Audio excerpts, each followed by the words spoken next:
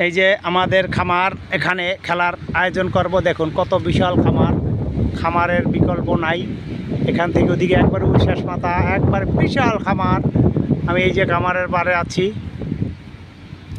এই দেখুন খামারের ধরন, বিশাল খামার, বিশাল। মানে খেলার আমরা আয়োজন করেছি, দেখা যাক ইনশাল্লাহ কি হয়।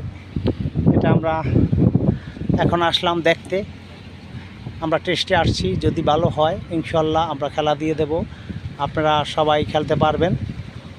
মাছ 3-4 বছরের পুরানো মাছও আছে এখানে, 3-4 বছরের পুরানো মাছ আছে।